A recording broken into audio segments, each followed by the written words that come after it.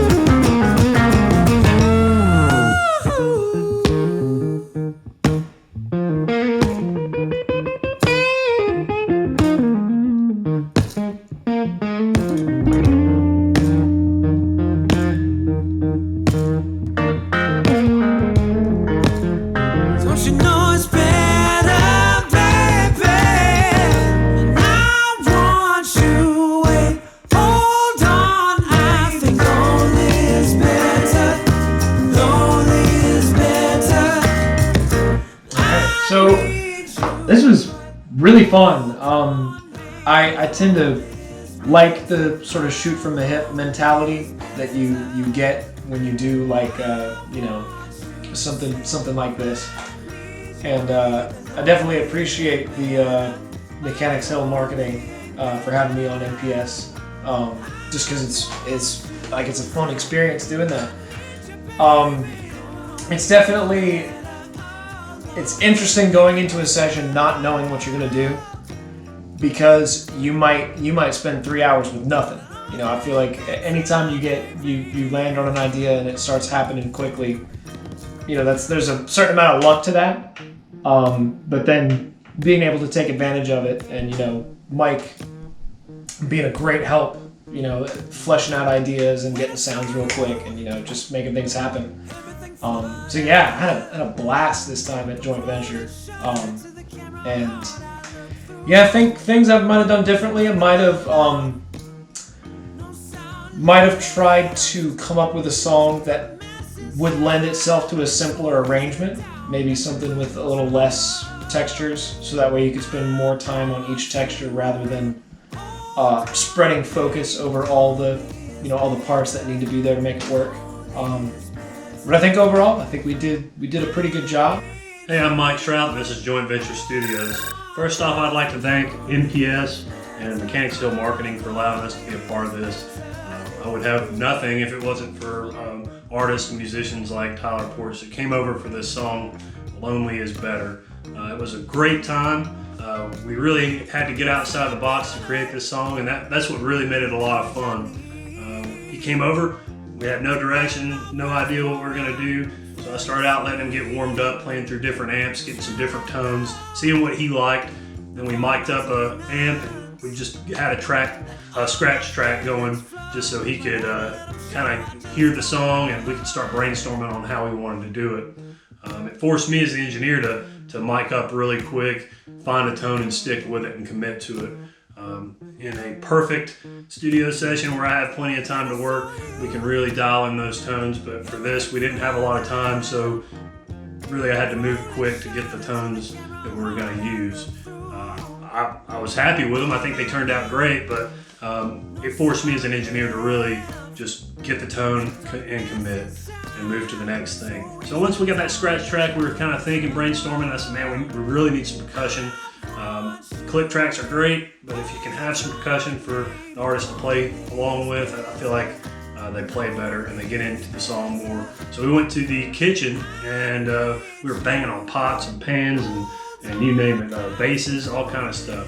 Wife wasn't home, so she still has no idea we used all her cooking ware as a drum set. But it turned out great. Brought it back to the studio, started tapping on stuff, trying to make different tones, see what kind of tones we could get out of it, different mic placements. Then we began tracking the beginning of the percussion track.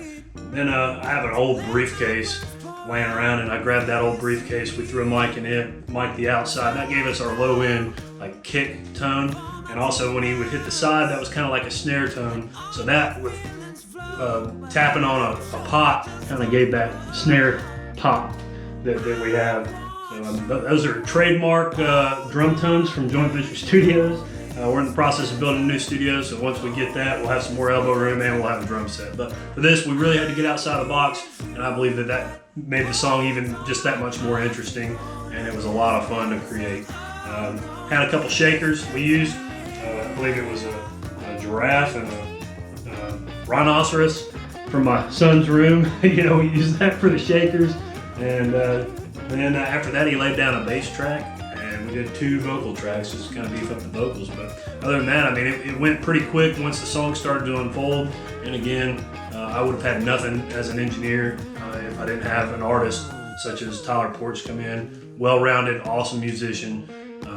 We're only as good as the performance that we're capturing. But like Tyler said, there is a bit of a luck that comes with coming into a session with no plans and no direction. And it's my job as an engineer to capture those ideas as they're happening a lot of the time, because if I don't, in 2 or 3 minutes they're gone and we can't remember how to get back to where we were. And I'm sure all the writers out there kind of know how important it is to capture those ideas as they happen. I believe that it's a magical thing, and when an artist is on, you got to be there to hit record. But we had a really good time. I'm really impressed and surprised at how well the song turned out. And I look forward to the next one.